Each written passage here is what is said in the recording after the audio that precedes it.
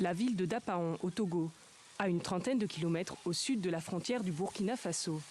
Depuis l'attaque terroriste sur un poste militaire mi-mai, à 60 km de cette localité, Dapaon vit avec une menace sécuritaire grandissante.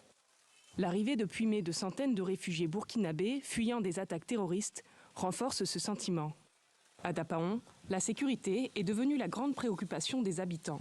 Aujourd'hui, nous avons vu ce qui se passe au Burkina. Vraiment, on ne souhaite pas ça au Togo.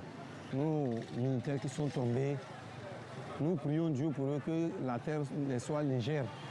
Le 13 juin dernier, Lomé a donc mis en place un état d'urgence sécuritaire pour toute la région des savanes dans le nord du pays. Plus de militaires, plus de patrouilles, plus de contrôle d'identité.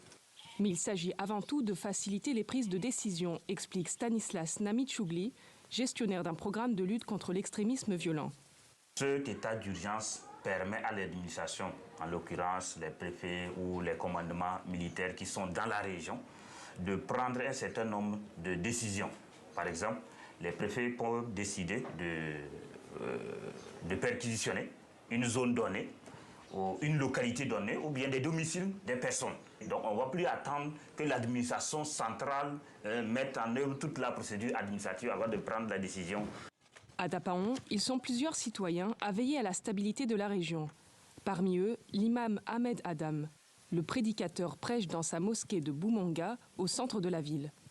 Mais il est aussi connu sur les réseaux sociaux et dans une émission de radio rurale où il partage ses messages pour la paix et la cohésion sociale.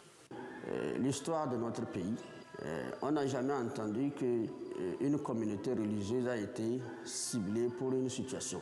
Mais il nous convient donc de commencer par appeler les gens à la raison.